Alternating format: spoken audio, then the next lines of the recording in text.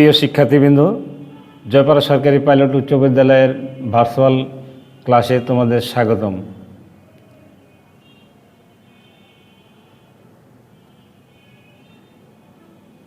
পরিচিতি: আমি আবুল কালাম মোহাম্মদ শামসুদ্দিন, সিনিয়র শিক্ষক, জয়পাড়া সরকারি পাইলট উচ্চ বিদ্যালয়। পাঠ পরিচিতি: নবম ও দশম শ্রেণী হিসাব বিজ্ঞান, ষষ্ঠ অধ্যায়। ছবির কাজগুলো মনোযোগ সহকারে লক্ষ্য করো। প্রথম ছবিতে কেনাকাটা করা হচ্ছে, দ্বিতীয় ছবিতে টাকা লেনদেন হচ্ছে এবং তৃতীয় ছবিতে হিসাব রক্ষক সঙ্গে সঙ্গে হিসাবের বইতে লিপিবদ্ধ করছে। কোনো লেনদেন সংগঠিত হওয়ার পর কোথায় লিপিবদ্ধ করা হয়? কোনো লেনদেন সংগঠিত হওয়ার পর হিসাবের প্রাথমিক বইতে লিপিবদ্ধ করা হয়। আজকের পাঠ হিসাবের প্রাথমিক বই বা জাবেদা বই।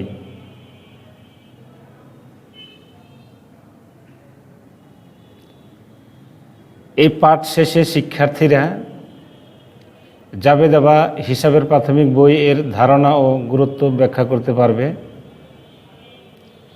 জাবেদা বা হিসাবের প্রাথমিক বই এর শ্রেণীবিভাগ করতে পারবে।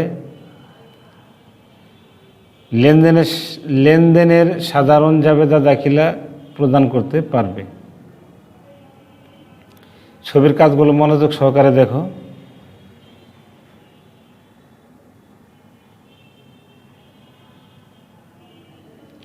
জাবেদার ধরন: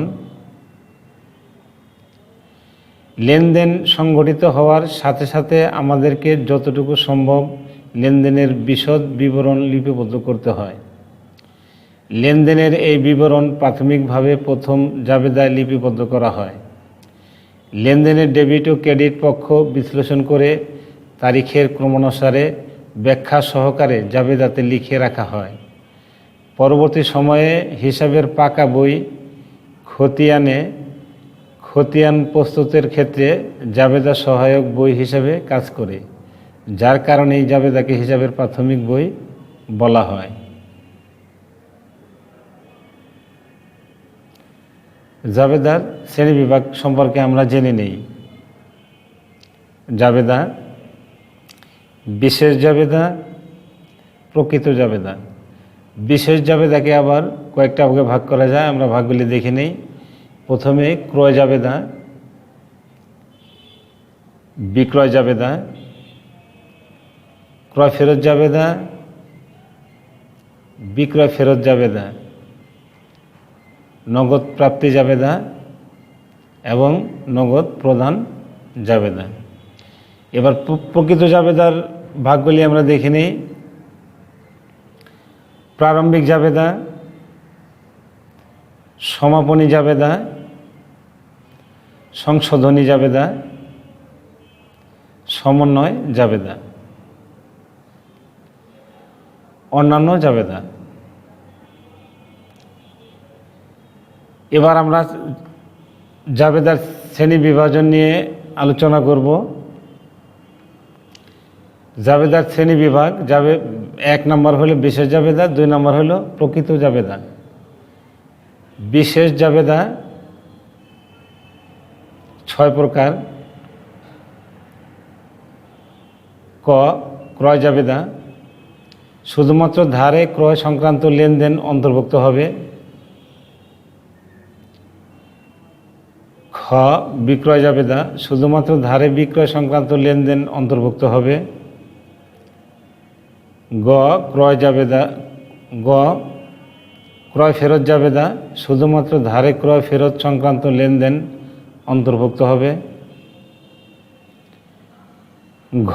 বিক্রয় ফেরত জাবেদা: শুধুমাত্র ধারে বিক্রয় ফেরত সংক্রান্ত লেনদেন অন্তর্ভুক্ত হবে। ঙ. নগদ প্রদান জাবেদা: শুধুমাত্র নগদ প্রদান সংক্রান্ত লেনদেন অন্তর্ভুক্ত হবে। চ. নগদ প্রাপ্তি জাবেদা শুধুমাত্র নগদ প্রাপ্তি সংক্রান্ত লেনদেন অন্তর্ভুক্ত হবে।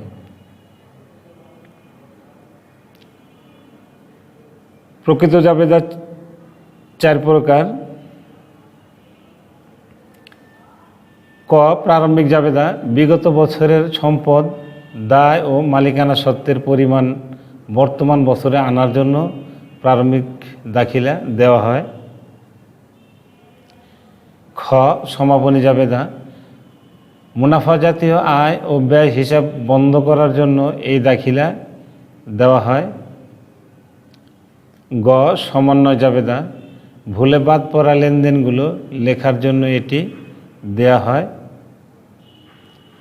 ঘ, সংশোধনী জাবেদা ভুল সংশোধনের জন্য এই দাখিলা দেয়া হয়।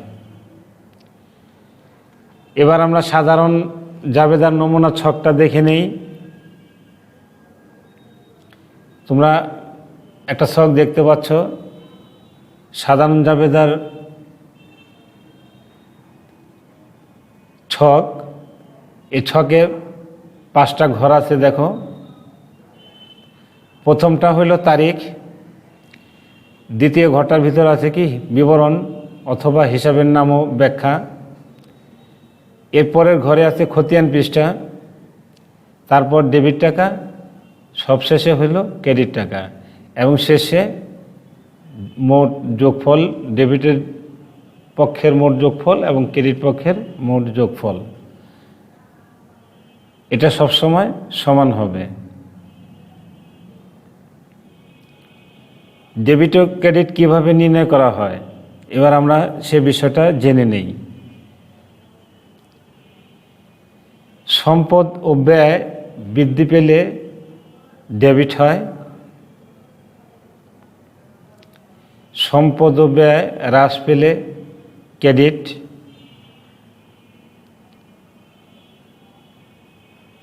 আয়, দায়, মালিক ও মালিকানা সত্ত্ব, আয়, দায় ও মালিকানা সত্ত্ব বৃদ্ধি পেলে ক্রেডিট। আমি আবার বলছি, আয়, দায় ও মালিকানা সত্ত্ব বৃদ্ধি পেলে ক্রেডিট, আয়, দায় ও মালিকানা সত্ত্ব হ্রাস পেলে ডেবিট। এবার আমরা উদাহরণের সাহায্যে জাবেদা বই তৈরি করার কিছু নিয়ম জেনে নেই। সাধারণ জাবেদা, সাধারণ জাবেদা দাখিলা প্রদানে বিবেচ্য বিষয়সমূহ দুতরফা দাখিলা পদ্ধতি অনুযায়ী প্রতিটি আর্থিক লেনদেনের ন্যূনতম 2টি পক্ষ বিদ্যমান, ডেবিট পক্ষ এবং ক্রেডিট পক্ষ। জাবেদা দাখিলার মাধ্যমে আমরা এই 2টি পক্ষকে চিহ্নিত করি। লেনদেনের জন্য সর্বদা একটি ডেবিট ও একটি ক্রেডিট পক্ষ হবে, তা সর্বক্ষেত্রে প্রযোজ্য নয়। লেনদেন অনুযায়ী একাধিক ডেবিট বা ক্রেডিট পক্ষ থাকতে পারে, তবে বিশেষভাবে লক্ষ্য রাখতে হবে ডেবিট পক্ষের মোট টাকার পরিমাণ যেন ক্রেডিট পক্ষের মোট টাকার পরিমাণের সমান হয়। এখানে উল্লেখ্য শুধু 2টি পক্ষ চিহ্নিত যথেষ্ট নয়, পাশাপাশি উপযুক্ত হিসাব শিরোনাম প্রদানও জরুরি। যদি ভুল বা অনুপযুক্ত হিসাব শিরোনাম লেখা হয় তবে কখনোই প্রতিষ্ঠানের প্রকৃত আর্থিক চিত্র প্রকাশ পাবে না। হিসাব অধ্যায়ে লেনদেনের সংশ্লিষ্ট হিসাব সম্পর্কে ধারণা প্রদান করা হয়েছে। নিচে জাবেদা দাখিলা কতিপয় বিবেচ্য বিষয় উদাহরণ সহ উল্লেখ করা হলো। ক, পণ্য, মাল, চেক প্রভৃতি নামে কোনো হিসাব হবে না। যেমন ধরো পণ্য বিক্রয়, নগদান হিসাব ডেবিট, বিক্রয় হিসাব ক্রেডিট। পণ্য ক্রয় বাবদ চেক প্রদান, ক্রয় হিসাব ডেবিট, ব্যাংক হিসাব ক্রেডিট। খ, পণ্য ক্রয় ও বিক্রয়ের ক্ষেত্রে যথাক্রমে বিক্রেতা ও ক্রেতার নাম উল্লেখ থাকলে তা বাকিতে হয়েছে বলে গণ্য করতে হবে, তবে নামের পাশাপাশি নগদ, চেক, ব্যাংক প্রভৃতি কথা যুক্ত থাকলে তা বাকিতে হয়েছে বলে গণ্য করা যাবে না। যেমন হাসানের নিকট হতে ক্রয়, এখানে ক্রয় হিসাব ডেবিট পাওনাদার অর্থাৎ হাসান হিসাব ক্রেডিট। খালিকের নিকট নগদে পণ্য বিক্রয়, এখানে নগদান হিসাব ডেবিট এবং বিক্রয় হিসাব ক্রেডিট। এখন তোমরা লক্ষ্য করো, খালিকের নিকট নগদ পণ্য বিক্রয়, খালেকের নামটাও আছে এবং নগদে পণ্য বিক্রয় শব্দটা আছে। যেহেতু নগদ আছে সেজন্য আমরা জাবেদাটা হবে এরকম, নগদান হিসাব ডেবিট এবং বিক্রয় হিসাব ক্রেডিট। গ, পণ্য ক্রয় ও বিক্রয়ে বাকিতে হয়েছে কিন্তু ক্রেতা ও বিক্রেতার নাম উল্লেখ নেই। এই ক্ষেত্রে ক্রয়ের ক্ষেত্রে পাওনাদার হিসাব ও বিক্রয়ের ক্ষেত্রে দেনাদার হিসাব লিপিবদ্ধ করতে হবে। আমরা নিচের উদাহরণ দুটি দেখি। বাকিতে পণ্য ক্রয়, জাবেদা হইল ক্রয় হিসাব ডেবিট, পাওনাদার হিসাব ক্রেডিট। ধারে পণ্য বিক্রয়, দেনাদার হিসাব ডেবিট, বিক্রয় হিসাব ক্রেডিট। ঘ, ক্রয় ফেরত ও বিক্রয় ফেরতের ক্ষেত্রে উক্ত পণ্য বাকিতে ক্রয় ও বাকিতে বিক্রয় হয়েছিল বলে গণ্য করতে হবে। যেমন আন্তঃফেরত, জাবেদাটা হলো বিক্রয় ফেরত হিসাব ডেবিট, দেনাদার হিসাব ক্রেডিট। ক্রয়কৃত পণ্য ফেরত দেওয়া হলো, পাওনাদার হিসাব ডেবিট, ক্রয় ফেরত হিসাব ক্রেডিট। ও, সম্পদ ক্রয় ও বিক্রয়ের ক্ষেত্রে নতুন পুরাতন ক্রয় বিক্রয় প্রভৃতি শব্দ ব্যবহার করা যাবে না। যেমন আসবাবপত্র ক্রয় হিসাব, পুরাতন যন্ত্রপাতি বিক্রয় হিসাব, নতুন অফিস সরঞ্জাম হিসাব প্রভৃতির নামে হিসাব খোলা যাবে না। যেমন নতুন আসবাবপত্র ক্রয়, জাবেদাটা হবে আসবাবপত্র হিসাব ডেবিট, নগদান হিসাব ক্রেডিট। পুরাতন যন্ত্রপাতি বিক্রয়, নগদান হিসাব ডেবিট, যন্ত্রপাতি হিসাব ক্রেডিট। চ, সাধারণত আয় ও ব্যয়ের ক্ষেত্রে ব্যক্তি বা প্রতিষ্ঠানের নামে কখনোই কোনো হিসাব খোলা হবে না, যদিও ওই আয় অনাদায়ী এবং ব্যয় অপরিশোধিত থাকে। যেমন কর্মচারী জামিলকে বেতন প্রদান, এর বেতন হিসাব ডেবিট, নগদান হিসাব ক্রেডিট। মনির স্টেশনারি হতে বাকিতে মণিহারি দ্রব্যাদি ক্রয়, মণিহারি হিসাব ডেবিট, বকেয়া মণিহারি হিসাব ক্রেডিট। তপু ট্রেডার্সের নিকট কমিশন প্রাপ্য হয়েছে, লক্ষ্য করো, প্রাপ্য কমিশন হিসাব ডেবিট, কমিশন আয় হিসাব ক্রেডিট।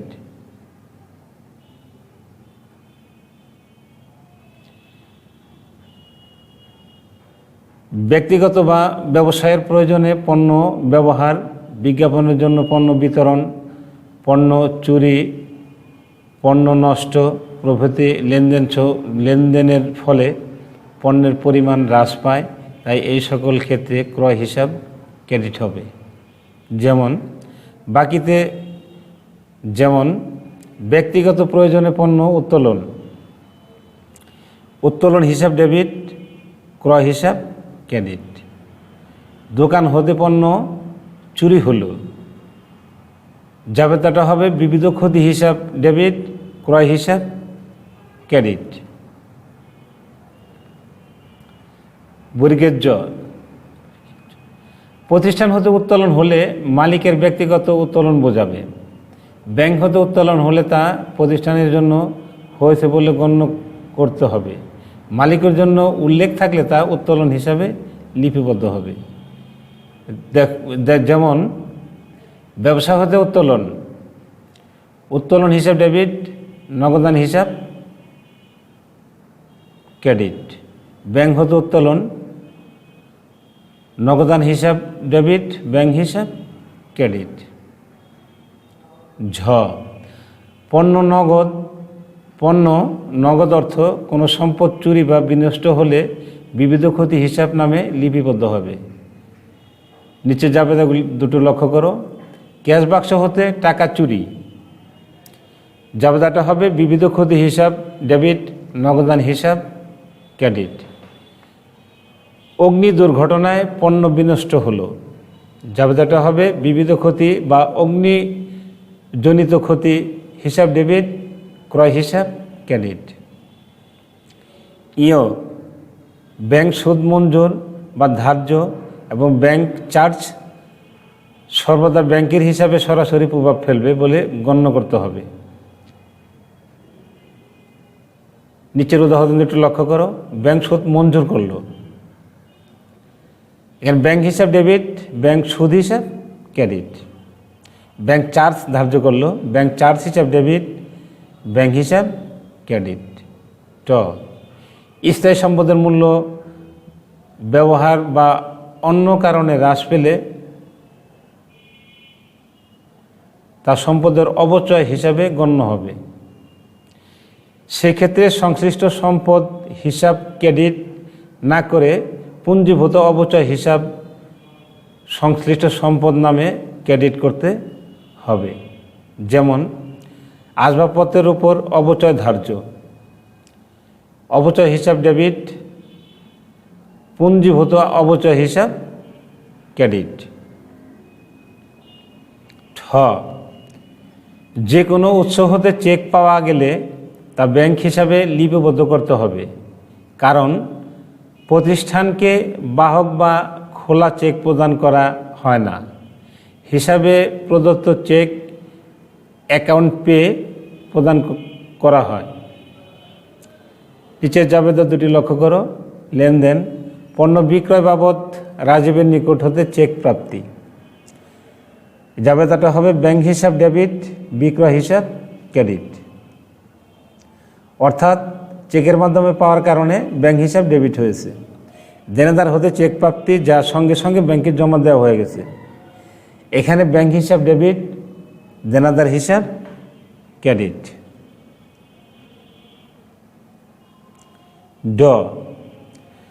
ব্যবসায় প্রতিষ্ঠান মালিকের নিকট হতে যে কোনো সুবিধা গ্রহণ করলে মূলধন হিসাব ক্রেডিট এবং মালিককে সুবিধা প্রদান করলে উত্তোলন হিসাব ডেবিট হবে। নিচে জাবেদা দুটি লক্ষ্য করে। লেনদেন, কর্মচারীদের বেতন মালিক ব্যক্তিগতভাবে পরিশোধ করলেন। বেতন হিসাব ডেবিট, মূলধন হিসাব ক্রেডিট। মালিকের বাজার খরচ বা ব্যবসায় হতে পরিশোধ, উত্তোলন হিসাব ডেবিট, নগদান হিসাব ক্রেডিট। দেনা পাওনা নিষ্পত্তির সময় যে পরিমাণ অর্থ ছাড় পাওয়া ও দেওয়া হয় তা যথাক্রমে পাওনাদার ও দেনাদার হিসাবকে প্রভাবিত করে। যেমন লেনদেন হলো 10,000 টাকা দেনার পূর্ণ নিষ্পত্তিতে 9,000 টাকা প্রদান করা হলো। লক্ষ্য করো, 10,000 টাকার পূর্ণ নিষ্পত্তিতে 9,000 টাকা প্রদান করা হলো। জাবেদাটা হবে পাওনাদার হিসাব ডেবিট, প্রাপ্তবাট্টা হিসাব ডেবিট, নগদান হিসাব ক্রেডিট। এখানে তুমি দেখো জাবেদাটা হবে পাওনাদার হিসাব ডেবিট, প্রাপ্তবাট্টা হিসাব ক্রেডিট এবং নগদান হিসাব ক্রেডিট। এখানে পাওনাদার হিসাব ডেবিট, ডেবিটে 10,000 টাকা, বাট্টা 1,000 টাকা, আর নগদান আছে তোমার 9,000 টাকা। এই দুটো মিলে 10,000 টাকা। দেনাদার হতে 7,000 টাকা, দেনাদার হতে 7,000 টাকা পাওনার পূর্ণ নিষ্পত্তিতে 6,500 টাকা প্রাপ্তি। এক্ষেত্রে জাবেদাটা হবে নগদান হিসাব ডেবিট, প্রদত্ত বাট্টা হিসাব ডেবিট, দেনাদার হিসাব ক্রেডিট। তো বন্ধুরা, এই উদাহরণের সাহায্যে জাবেদার নিয়মগুলো শেখার জন্য তোমরা পাঠ্য বইয়ের 62, 63, 64, 65 নম্বর পৃষ্ঠা দেখে নিতে পারো এবং মনোযোগ সহকারে পড়লে আমার বিশ্বাস তোমরা জাবেদা সম্পর্কে যথেষ্ট ভালো ধারণা অর্জন করতে পারবে। এবার আমরা দেখি কি শিখলাম। মূল্যায়ন। 1 নম্বর, প্রকৃত জাবেদা লিপিবদ্ধ করা হয় কোনটি? এখানে 4টা অপশন আছে, দেখো। ক, বকেয়া বেতন; খ, পণ্য ক্রয়; গ, আন্তঃফেরত; ঘ, পণ্য বিক্রয়। নিশ্চয়ই তোমরা উত্তরটা এতক্ষণ জেনে গেছো। এবার সঠিক উত্তরটা মিলিয়ে নাও। সঠিক উত্তরটা হলো ক, অর্থাৎ বকেয়া বেতন। 2 নম্বর প্রশ্নটি লক্ষ্য করো, কোনটি ক্রয়ের জন্য অফিস সরঞ্জাম হিসাব ডেবিট হবে?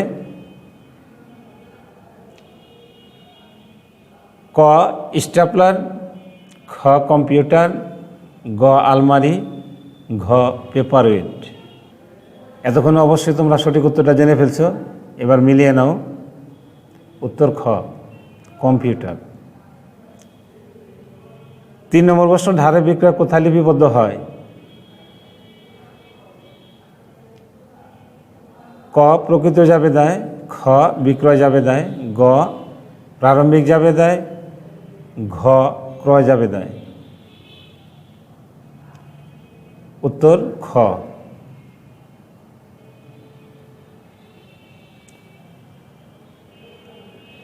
তো বন্ধুরা, এবার আমরা একটা বাড়ির কাজ দেব, মনোযোগ সহকারে বাড়ির কাজটা সমাধান করবে।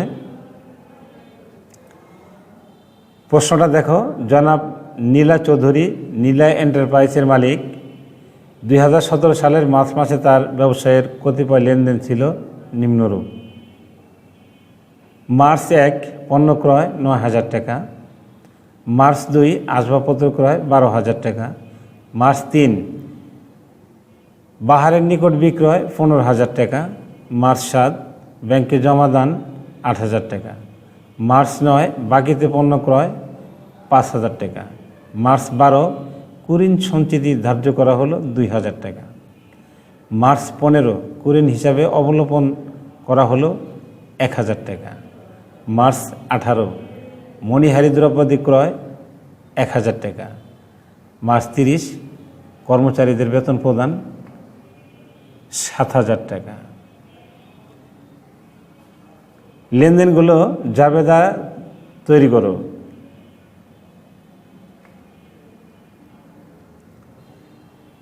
তো বন্ধুরা, তোমরা সবাই সুস্থ থেকো, ভালো থেকো, মনোযোগ সহকারে লেখাপড়া করবে, এ কথা বলেই আমরা আজ বিদায় নিচ্ছি। সকলকে ধন্যবাদ।